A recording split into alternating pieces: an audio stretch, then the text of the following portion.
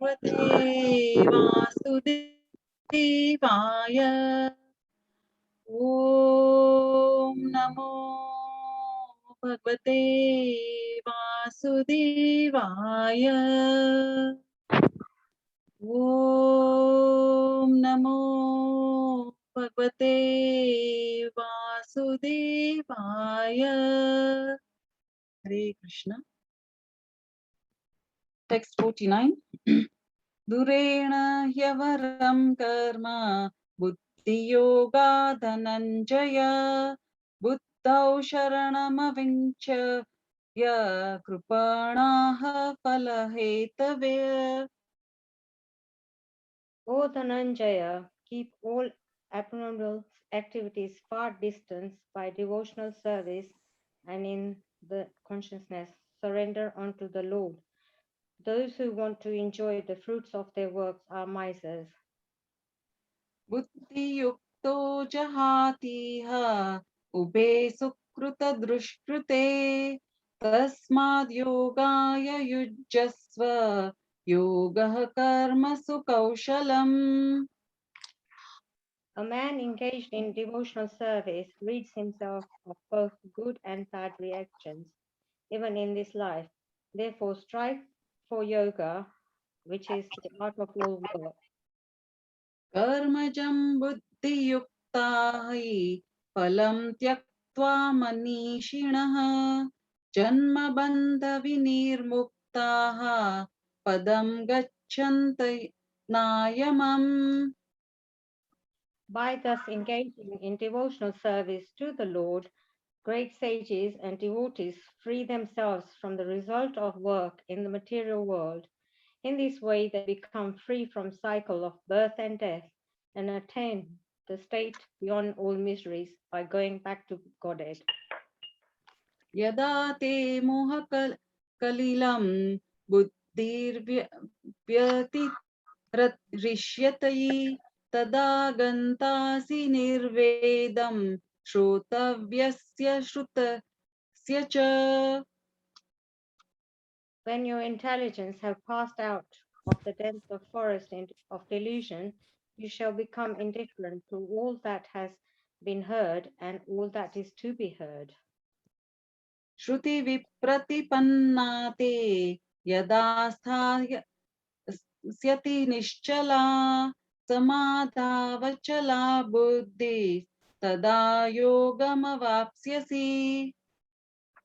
When your mind is no longer disturbed by the flowery language of the Vedas, and when it remains fixed in the transcend of the self-realization, then you will have attained the divine consciousness. अर्जुनवाच स्थितप्रज्ञस्य का भाषा समाधिस्थ समाधिस्थस्य केशव स्थितधि किं प्रभाषेत किमासीत व्रजेत किम्. Arjuna said, O Krishna, what are the symptoms of one whose consciousness is thus merged in transcendence? How does he speak? And what is his language? How does he sit? And how does he walk? प्रजहाति यदा कामान् सर्वान् पार्थमनोगतान् आत्मन्येवात्मना तुष्टः स्थितप्रज्ञस्त्यदोच्यते. The Supreme Personality of Godhead said, O Partha, when a man gives up all varieties of desire for sense gratification which arises from mental concussion, and when his mind is thus purified, finds satisfaction in the self alone, then he is said to be in pure transcendental consciousness. दुःखेष्वनुद्विग्नमनाः सुखेषु विगतस्पृहाः वितरागभयक्रोधः स्थितधीरमुनिरुच्यते. One who is not disturbed in mind, even amidst the threefold miseries, or elated when there is happiness, and who is free from attachment, fear, and anger, is called a sage of steady mind. यः सर्वत्रानभिस्नेहः ततः प्राप्य शुभाशुभम् नाभिनन्दति न द्वेष्टि तस्य प्रज्ञा प्रतिष्ठिता. In the material world, one is unaffected by whatever good or evil he may obtain, neither praising it nor despising it, is firmly fixed in perfect knowledge. यदा संहरते चायं कूर्मोऽग्निव सर्वशः इन्द्रियाणीन्द्रियार्थेभ्यः तस्य प्रज्ञा प्रतिष्ठिता. One who is able to withdraw his senses from sense objects, as a tortoise draws its limbs within the shell, is firmly fixed in perfect consciousness. विषया विनिवर्तन्ते निराहारस्य देहिनः रसवर्जन रसोपस्य परं दृष्टा निवर्तते. Though the embodied soul may be restricted from sense enjoyment, the taste of sense objects remains, but ceasing such engagements by experiencing a higher taste, he is fixed in consciousness. यततो ह्यपि कौन्तेय पुरुषस्य विपश्चितः इन्द्रियाणि प्रमाथीनि हरन्ति प्रसभं मनः. The senses are so strong and impetuous, Arjuna, that they forcibly carry away the mind even of a man of discrimination who is endeavoring to control them. तानि सर्वाणि संयम्य युक्त आसित मत्परः वशे हि यस्येन्द्रियाणि तस्य प्रज्ञा प्रतिष्ठिता. One who restrains his senses, keeping them under full control, and fixes his consciousness upon me, is known as a man of steady intelligence. ध्यायतो विषयान् पुंसः संगस्ते शुपजायते संगात् सज्जायते कामः कामात् क्रोधोऽपि जायते. While contemplating the objects of senses, a person develops attachment to them, and from such attachment, lust develops, and from lust, anger arises. क्रोधात् भवति सम्मोहः सम्मोहात् स्मृति विभ्रमः स्मृति भ्रंशाद बुद्धिनाशो बुद्धिनाशात् प्रणश्यति. From anger, complete delusion arises, and from delusion, bewilderment of memory. When memory is bewildered, intelligence is lost, and when intelligence is lost, one falls down again into the material pool. रागद्वेष विमुक्तैस्तु विषयानिन्द्रियैश्चरण आत्मवश्यैर्विधेयात्मा प्रसादमधिगच्छति. But a person free from all attachments and aversions and able to control his senses through regulative principles of freedom can obtain a complete mercy of the Lord. प्रसादे सर्वदुःखानां हानिरस्योपजायते प्रसन्नचेतसो याशु बुद्धिः पर्यवतिष्ठते. From one thus satisfied in Krishna consciousness, the threefold miseries of material existence exist no longer. In such satisfaction consciousness, one's intelligence is soon well established.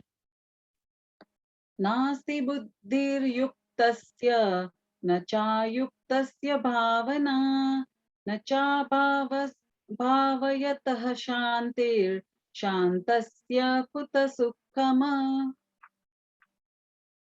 Mataji, can you scroll up? I can't see the English translation. Thank you.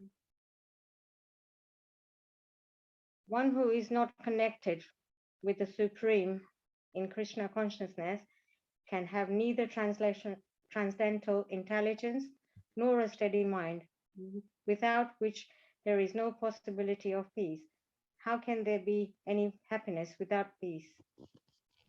इन्द्रियाणां हि चरतां यन्मोन यन्मोनो नु विधीयते तदस्य हरति प्रज्ञान वायुर्नाम वमिना वाम्पसि. As a strong wind sweeps away a boat on the water, even one of the roaming senses on which the mind focuses can carry away a man's intelligence. तस्माद् यस्य महाबाहो निगृहीतानि सर्वशः इन्द्रियाणीन्द्रियार्थेभ्यः तस्य प्रज्ञा प्रतिष्ठिता. Therefore, almighty aunt, one whose senses are restrained from their objects are certainly a steady intelligence. या निशा सर्वभूतानां तस्यां जागर्ति संयमी यस्यां जागृति भूतानि सा निशा पश्यतो मुनेः. What is the night for all beings is a time for awakening for the self-controlled, and the time of awakening for all beings is night for the introspective sage. आपूर्यमाणमचलं प्रतिष्ठं समुद्रमाप प्रविशान्ति युद्धत तदत्कामायं प्रविशन्ति सर्वे स शान्तिमाप्नोति न कामकामी. Person who is not distributed in the incessant flow of desires that enter like rivers into the ocean, which is ever being filled but is always still, can only achieve peace, and not the man who strives to satisfy such desires. विहाय कामान यः सर्वान् पुमांश्चरित नृस्पृहः निर्ममो निरहङ्कारः स शान्तिमधिगच्छति. A person who has given up all the desires for sense gratification, who lives free from desire, who has given up all the senses of proprietorship, and is devoid of false ego, he alone can attain real peace.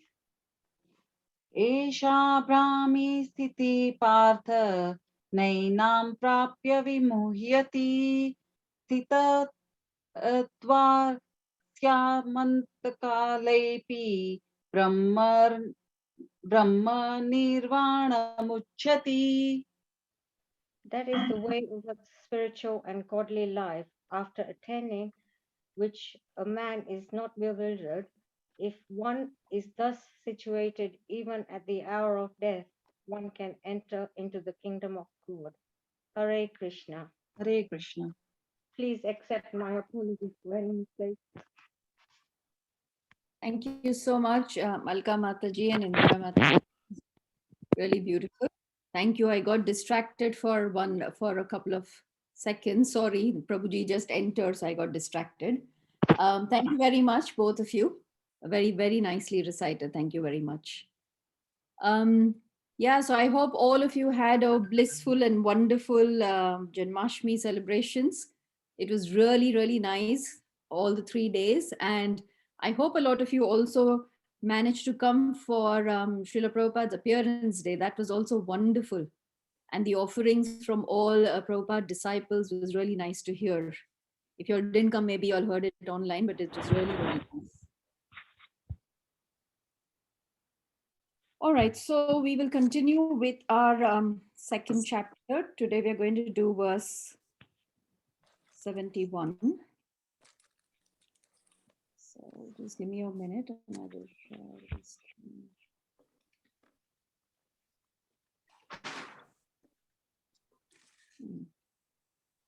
Just give me 1 second.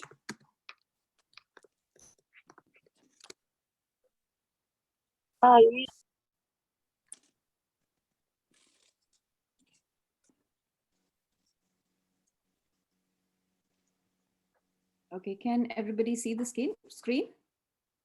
Yes, Mataji. Okay, so we will do verse 71 now. Vihaya kamanya sarvan pumamscharati nishprisha nirmamo nirahankara sasante madigachati. Translation and purport by Srila Prabhupada. Srila Prabhupada ki jai. A person who has given up all desires for sense gratification, who lives free from desires, who has given up all sense of proprietorship and is devoid of false ego, he alone can attain real peace. Is there anybody who would like to read the purport? I can read. Yes, please. Go ahead, Kusumataji. To become desireless means not to desire anything for sense gratification. In other words, desire for becoming Krishna conscious is actually desirelessness. To understand one's actual position as the eternal servitor of Krishna without falsely claiming this material body to be oneself and without falsely claiming proprietorship over anything in the world is the perfect stage of Krishna consciousness.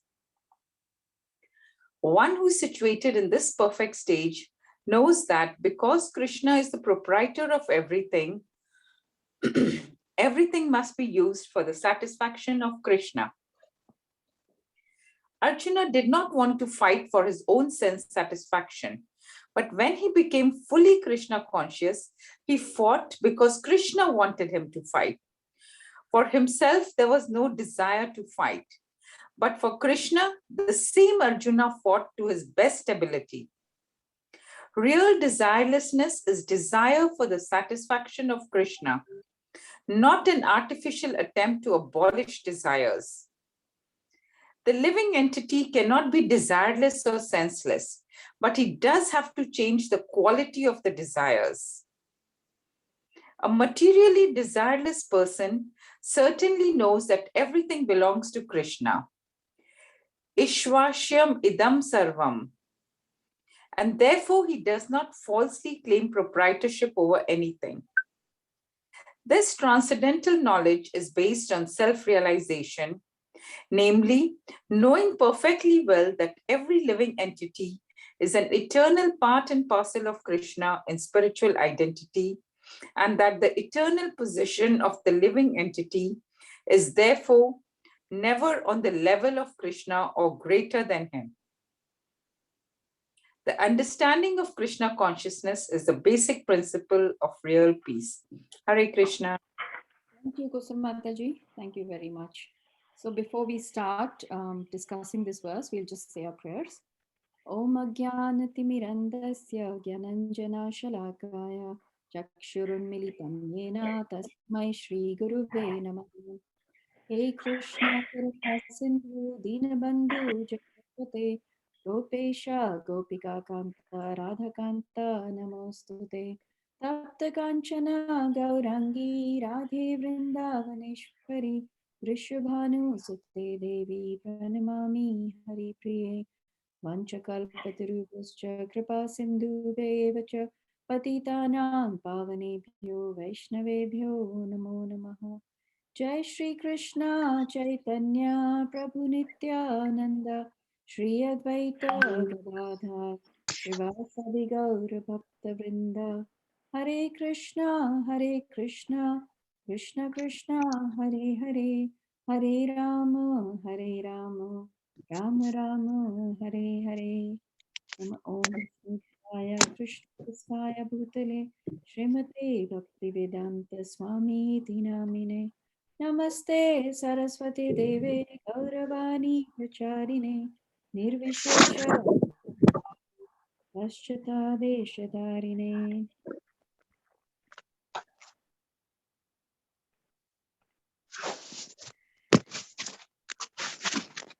There's a lot of background sound, so I'm going to try and mute everybody.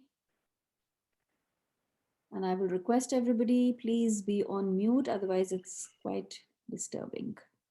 Okay. Thank you very much. right? Today I don't have any PowerPoint for this verse. So we're going to just speak about it, and let's hope that we can make some sense and we can take something out of this very, very important verse. So as we know, the past few verses, in fact, from verse 55 to now, Krishna has been answering the question that Arjuna had asked in verse 54. So in verse 54, Arjuna had asked the questions about the qualities of a person who is sthita pragya. So, who is enlightened, who is liberated, who is situated in a self realized state. So, Arjuna had asked, how does this person how talk, how does he sit, how does he walk, all of these kind of questions. And Krishna has been answering these various questions. So, in today's verse, also, Krishna is talking about how this person who has given up all desires for sense gratification, who lives free from desires, he alone can attain real peace. Um, in another verse of the Bhagavad Gita, Krishna talks about real peace in verse 529 also. And here again, Krishna is talking about real peace. So it is being said, it says, Vihaya Kaman, giving up material desires for sense gratification. So kama means obviously sense enjoyment, and kam in Hindi also means work. The work that we're doing, that also means calm. In fact, people who are engaged in work, in material work, think of devotees as people who don't do any work. And in fact, they say, they encourage devotees that you cannot live like this, you need to work. But what they don't realize is that devotees are doing the greatest work, which will make them free from all kinds of bondage. So here Lord Krishna is describing various qualities.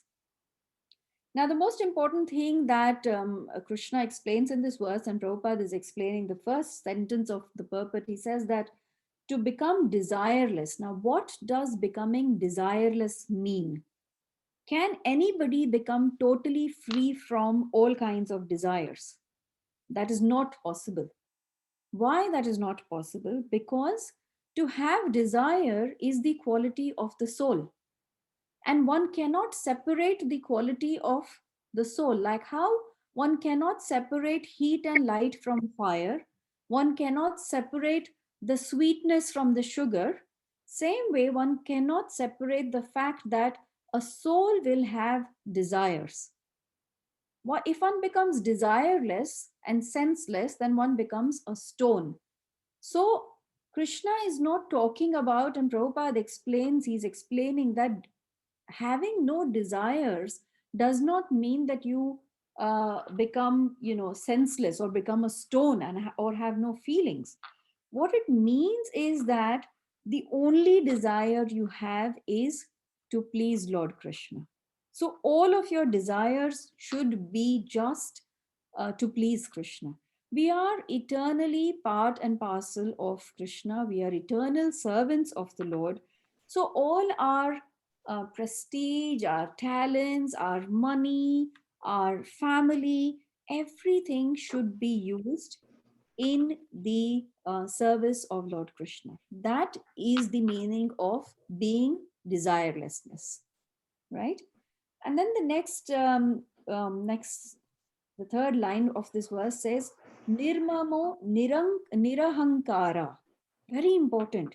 Nirmamo is this aham mameti, this thing where I feel that I am the owner and the proprietor of everything. I am the controller. This is me, this is my body, this is my family, my children, my house, my money, my job, my car, this mine. So we have to realize that nothing belongs to me. Nothing is mine.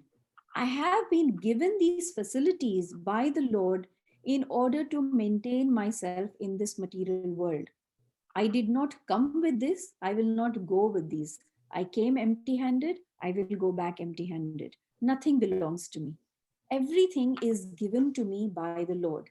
It's almost the same way that a person living on rent in a flat starts to think that he owns the flat. What he does not realize is the day the proprietor, the owner of the flat, says to him, tomorrow you have to vacate this flat, he has to leave. He does not have a choice. In the same way, when it is time for us to leave, we leave this material body, and along with this body, we leave all the relations that this body has created in this material world, right? So to understand that nothing belongs to me. So it says over here, nirmama, without a sense of proprietorship. So such a person does not have any sense of proprietorship. He knows that everything belongs to Krishna. And if everything belongs to Krishna, then it is my dharma, it is my duty Yeah. to use. Okay. So it is my duty and it is my dharma to use everything in the service of Krishna. So such a person, a self-realized person, knows this. And then the next important word here to understand and apply is nirahankara. Nirahankara is, we are talking about the false ego. So the false ego is such where, we want name, fame, prestige. So there are the three things in this material world that everybody desires, everybody wants. And that is puja, labh, and pratishta, profit, adoration, and distinction. Everybody, you will see, even when I look within myself, and I feel nice when I'm appreciated. I feel nice when I'm recognized. So I think, most of us have this kind of false ego where we like it when, people are talking about us, or we are being recognized, we are being adored, people are looking up to us. That's a quality of false ego. But a self-realized person has absolutely no desires for all these things, realizing that he is but a small part of Krishna. And whatever it is that he has is just the mercy of Krishna. So then the question that, of course, Arjuna is asking, that who is this kind of person? Who is, who has these qualities? What is the quality of a sthita pragya? And here we will listen to a story from the Bhagavatam, which has the instructions of Lord Brahma. And it is all very important for all of us to understand, because sometimes we may have this understanding that a person who is renounced is a sthita pragya. Now we need to understand what real renunciation means. So what we're going to do is, we'll listen to this story from the Srimad Bhagavatam of King Priyavrata. Now, King Priyavrata was the son of Swayambhu Manu. Swayambhu Manu had two sons, King Priyavrata and Uttanapad. King Priyavrata was Priyavrata, he wasn't a king at that time, he was the older son. But he was completely detached from the material things and the material world. He did not want to live in the palace. He wanted to be a renounced person, perform austerities, and realize the Lord. So he left the kingdom, he entered the forest to perform austerities. And because he left, so obviously then his younger brother, which was King Uttanapad, was then made the king of the world. And in fact, this is the line where Dhruva Maharaj was born, and then King Prithu was born, who was actually incarnation of the Lord himself. And eventually, the 10 prachetas were born in the same line. The 10 prachetas also decided that they did not want to get entangled with the kingdom, and decided that they want to leave, renounce, and go to the forest. So eventually what happened was that there was no king for this kingdom.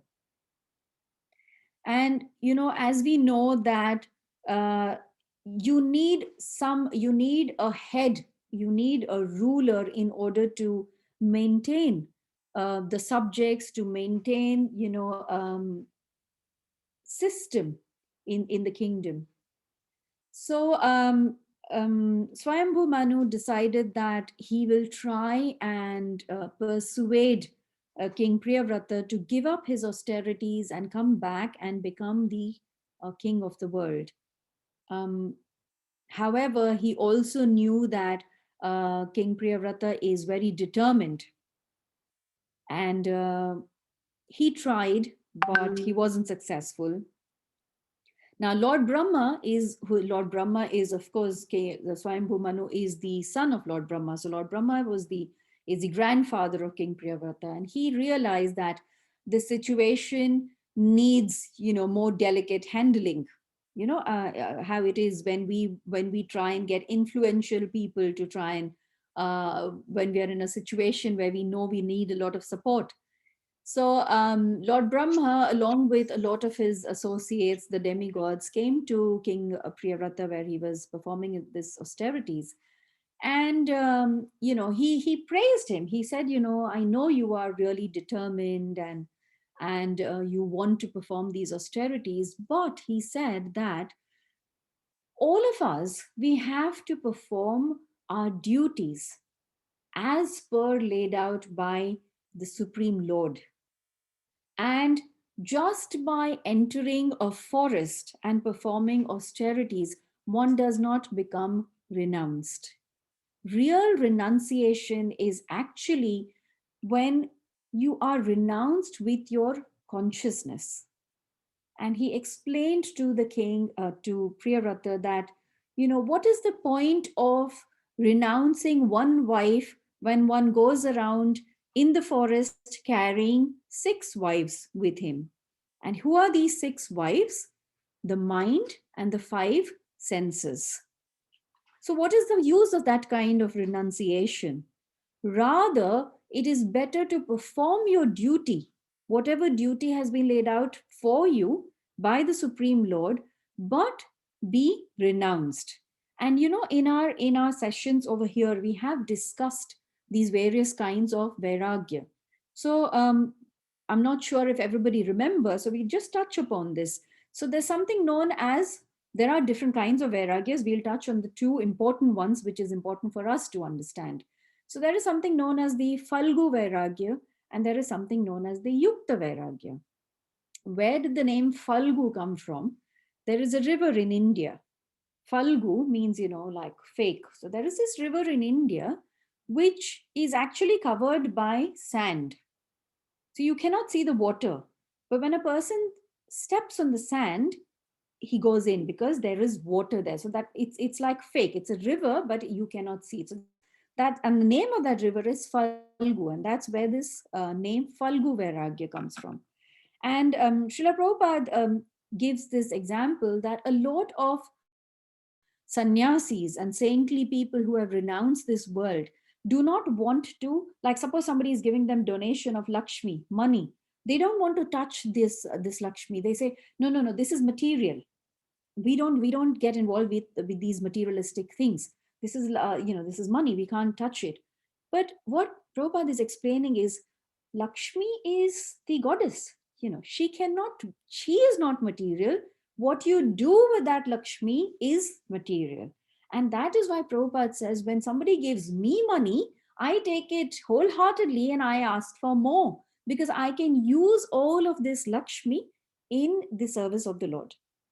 So this is the difference between Falgu Vairagya and Yukta Vairagya. Anything that is material, if you use it in the service of the Lord, that is actual renunciation. Like, let's say, scientists are developing and, creating all these wonderful technologies. Like we've got the laptops and we've got the phone and we've got Instagram and Facebook and Twitter and God knows what else. But what the devotees of the Lord do is take all of these things and use it in the service of the Lord. We have got live broadcast of Janmashtami celebrations from India, where all over the world can follow it. We've got live broadcast of Abhishek ceremonies from Bhaktivedanta Manor, where people who can't come to the temple can follow it. Every day we can listen to lectures of Bhagavatam. So what we are doing is we are actually taking these so-called materialistic things and using it in the service of the Lord. And that is yukta vairagya. That is real renunciation. And here Lord Brahma is explaining this exact thing to Priyavrata, that, you don't have to live in the forest, because where you live, or how intelligent you are, or whether you're rich or poor, whether you're a king or a pauper, does not really decide if you can become a devotee of the Lord. The main qualification is, what is your consciousness? And so then Priyavrata was obviously convinced. He came back, he became the king, he got married, he had sons, but he never forgot that what he's doing is for the service of the Lord. He only did it because of the instructions of his grandfather, and realizing that this is my service, this is my duty, right? So this is one example of renunciation where, you cannot like falsely renounce. And then I have another story. This story is from Chaitanya Mahaprabhu's Leela. So there were many associates of Chaitanya Mahaprabhu, and one of the associates of Mahaprabhu was Gadadhar Pandit. So one day, another associate, Mukunda Dutt, said to Gadadhar Pandit, please come with me. I want to take you to see somebody, to see a wonderful devotee. And obviously, devotees like to associate with each other, because when devotees associate with each other, what happens? That is Krishna Katha. You're constantly talking about Krishna Katha. So Gadadhar Pandit accompanied Mukunda Dutt to the house of a wonderful personality called Pundarik Vidyanidhi. Now, when they were going to this house and when they saw this house, it was almost like palatial. It was huge. And when Gadadhar Pandit saw the house and he entered, he was thinking to himself, why has Mukunda Dutt brought me here? Because devotees don't generally live like this, and then when he saw Pundarik Vidyanidhi, he was sitting on this bed with, which had silken bedspreads and beautiful cushions, and he had mirrors in the room where he would actually look at himself and decorate himself, and he was chewing pan. And so Gadadhar Pandit thought to himself that, why has Mukunda Dutt got me here? And Mukunda Dutt saw the facial expressions of Gadadhar Pandit and realized that, he thinks that this is the wrong place for him. And at that moment, what Mukunda Dutt did was he started reciting some beautiful verses from the Bhagavatam. And Mukunda Dutt was a brilliant singer. He was anyways just a beautiful singer. When he started reciting these verses, Pundarik Vidyanidhi completely lost external consciousness and he went to an ecstatic trance. And that is when Gadadhar realized that I cannot judge a devotee by looking at the external things like, the house and how he's dressed and what he's doing. So why we are listening to these stories is that what does desireless mean is internally, what do you feel, right? Internally, are you able to, is your consciousness in such a way that you're tuned just to thinking, what is it that will please Krishna? So everything is tuned to that. And Prabhupada, again, obviously, this is a conversation between Krishna and Arjuna. So he's talking about how Arjuna did not really want to fight. He did not have the desire for a kingdom. He did not want any riches or any wealth or anything. So personally, he did not have any desire. He was willing to just go to the forest and live. But then he eventually chose to fight. Why? Because that was the desire of Lord Krishna. And thus, just to fulfill the desire of Lord Krishna, that is what Arjuna's duty is. And Krishna, through Arjuna, is talking to all of us. So for all of us, our duty is just to fulfill the desire of Lord Krishna, keeping all our desires on the side, not having any kind of uh, not putting our personal self in the picture. Now, some people may think that, does that mean that we should not have any attachment for our family or for our work or for whatever else? But I have said this before and I will say it again. There is a difference between becoming totally like a stone, having no feelings, and being detached.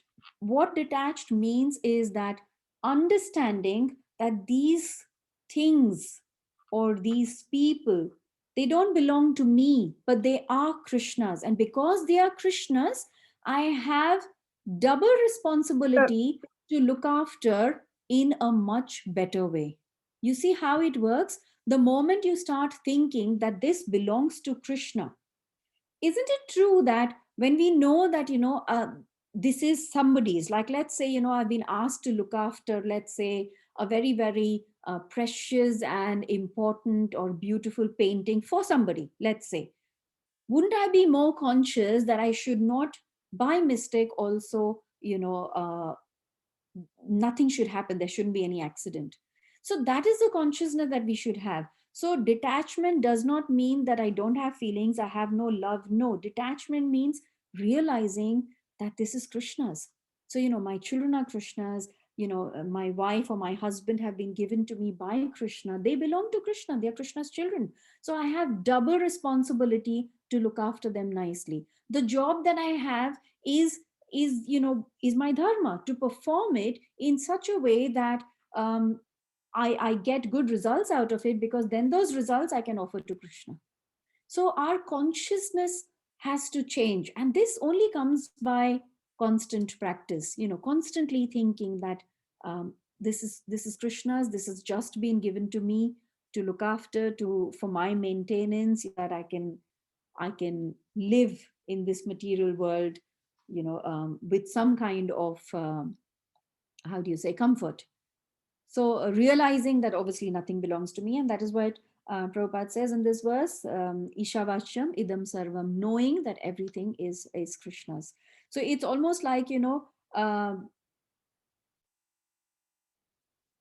let's say, like a bull, when a bull, if you've seen a bull, there's a thread tied to his nose, and that's because with that rope, the rope, you can control the bull. So when we become conscious, we become, we know that Krishna is the controller. We, in that sense, we have to realize that, there is this rope tied around us, and Krishna is pulling that rope, and we like it, we want to be controlled like that. So when you come to that consciousness, because otherwise, you think that when somebody says that I'm your servant, one thinks that, why would anybody want to be the servant? But when you realize that the uh, the the most transcendental pleasure is in being the servant of the servant of the servant of the Lord, then you want to be the servant. So like we discussed, it's just the consciousness that needs changing, it's your mentality that needs changing. Your ashram does not need to change, and that's exactly what Prabhupada is explaining here. So desirelessness is to um, to dovetail all your desires in such a way that it's just to please the Lord and to please the Lord's devotees. So I will stop here now. It's just 1 minute to 7:30. I'm always conscious of the time and try to finish by 7:30. So we have a bit of time for question answers or comments or any realizations, if anybody wants to share anything, or even if any other question or any of your thoughts about Janmashtami, you're welcome. Let's first talk about this verse if there's any questions.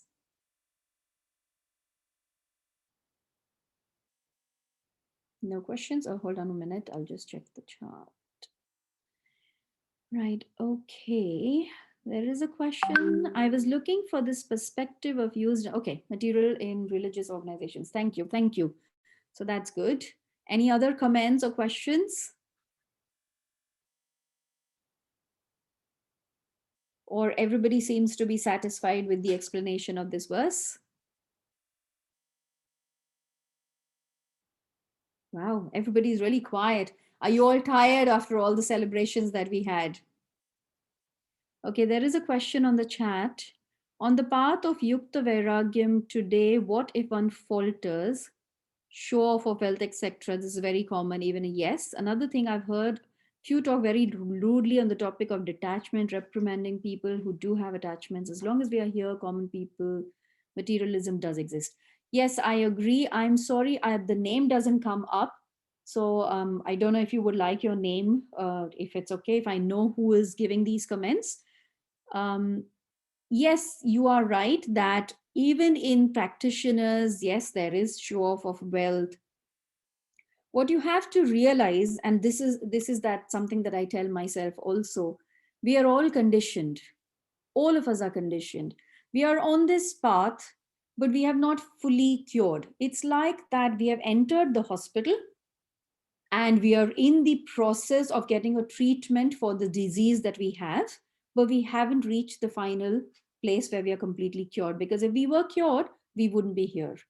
So when you come across such things, even amongst practitioners or devotees, what you should take out of it is that I hope I am not like that, and I hope and try that I am able to go beyond this, realizing that we all are conditioned. So like bhakti teaches us to be compassionate, and we just have to be compassionate that everybody is struggling, everybody is trying, but it's not that easy. That's one thing. And the second part of your question, you have said that people talk very rudely about detachment, reprimanding people who do have attachments. Yes, again, that is right, because sometimes we, as devotees or as aspiring devotees trying to become devotees, we don't really sometimes understand the concept of detachment and attachment. Detachment does not mean that you give up having any kind of feelings for your family members, or don't speak to your relatives and don't think about your parents and don't perform your duties. That is not detachment.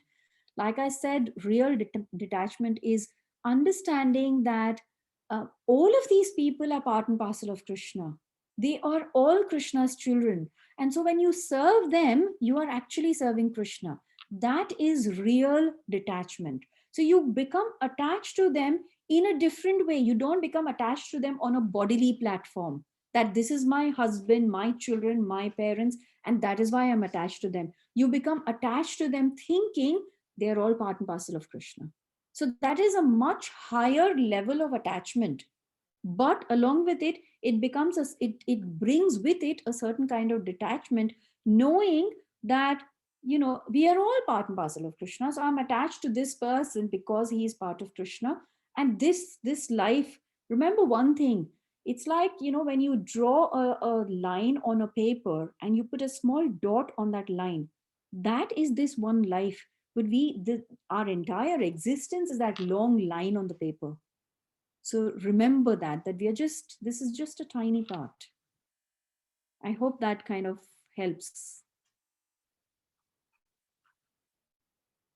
Okay. All right. Any other questions or comments?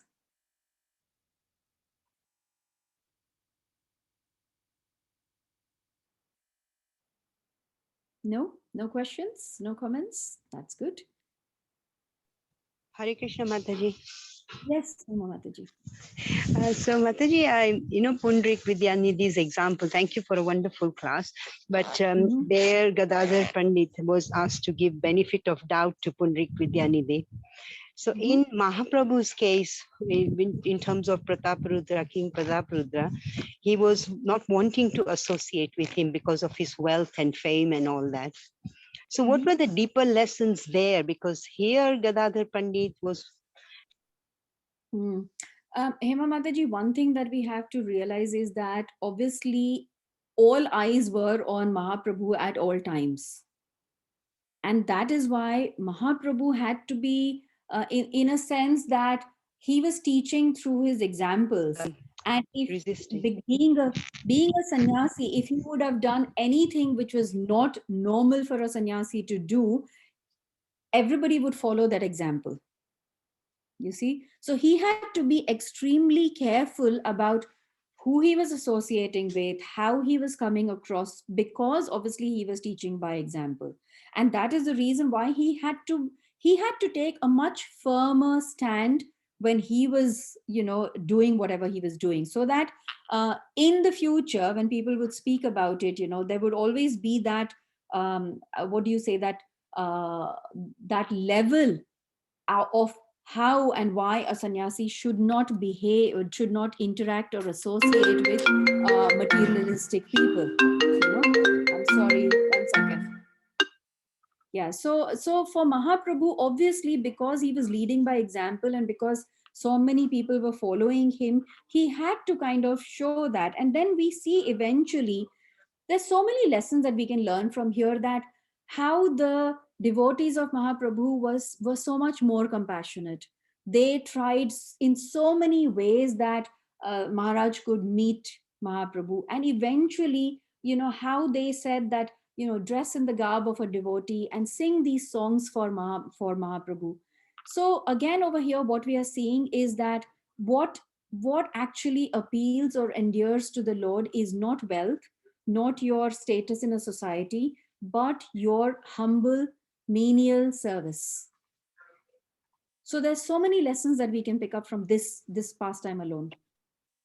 Yes, Mataji, thank you. My material intelligence wasn't allowing me to look at the deeper understanding. I'm sure But thank you so it. much. That is so useful. Thank you. Thank you. I'm sure you know all the terminology, but we just do it so that we all can learn and we all get enlightened. So thank you very much. Thank you, Mataji. Thank you, Hare Krishna. Anybody else? Any other comment, question, doubt? If not, then maybe we'll stop here, unless anybody wants to share any of your experiences that you had during the Janmashtami festival. Anybody has anything special to share about how you felt during Janmashtami, or any realizations? Because obviously we didn't have it last year like this.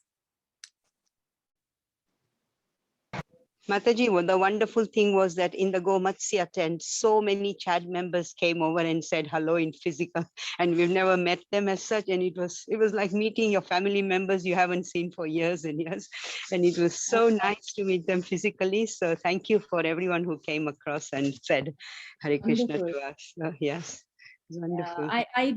I wanted to be there for some time at least, but I was just too occupied with my other jari services, so I just didn't get the chance. But that's good. That's very good. It's really nice.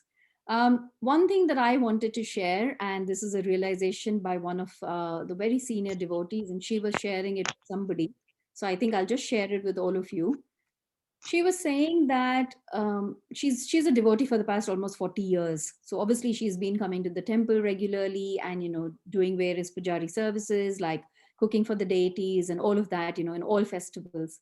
And obviously last year we didn't have all this opportunity. So we missed 1 year and then we were back again. So I was with her in the deity kitchen cooking, and, she was sharing this realization that sometimes we start taking things for granted.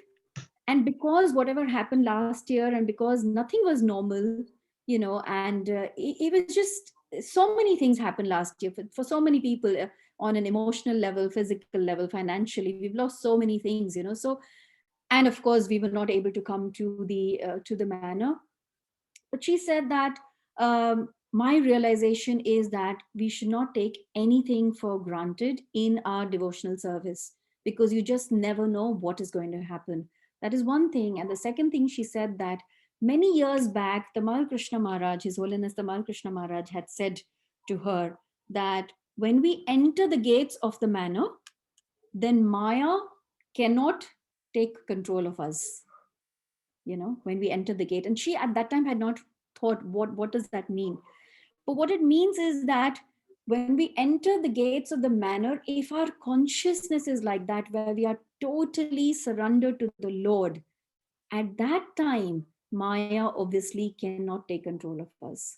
So it is so important that, when we are performing devotional services, see, every time we talk about consciousness, and that is why we're talking about Krishna consciousness.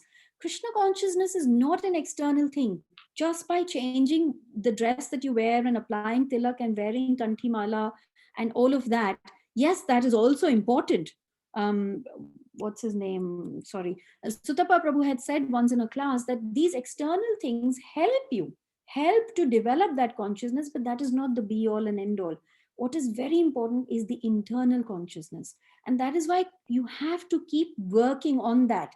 And you will see that your mind is your, it, like it says in the Gita, it can be your biggest enemy or it can be your best friend, because your mind is what Maya controls. The mind, Maya doesn't control anything else, it is the mind. And that is why if you're able to control your mind, you're able to control everything else. So it was a very wonderful realization that she shared, that don't take anything for granted.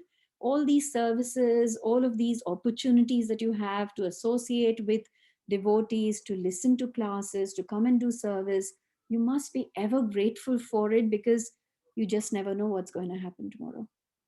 So I thought I'll share it with all of you. Hare Krishna, Madhu Kumari. Hare Thank Krishna, you. Balika. Thank you for your wonderful class. About the realization in the Janmashtami, you feel so grateful that we had this, and it was actually, I felt, because I serve in the Japa garden. I think it's one of the best number of people came to do japa. I think there was because also because it was all time, people were time, and Yeah. I think that way it controlled the whole system of the all the turnover of the devotees coming to the different sites. And this year we had the most number of devotees came and chanted in the japa garden, because it was on the way to the temple room. Yes, And yes. after they saw the pastime of Krishna, and they had to come this way.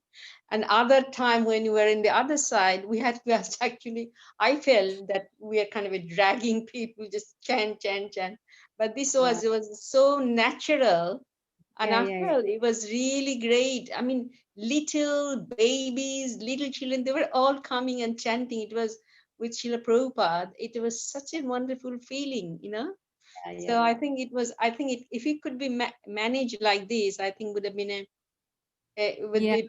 people would be managed to chant, the holy name. So that was wonderful. One experience. In the other experience is that after we finished the, Srila Prabhupada's puja, and I thought, I have to go and take a darshan, because it was nearly time. And some of the senior devotees said, no, temple is closed. But I saw this side was open.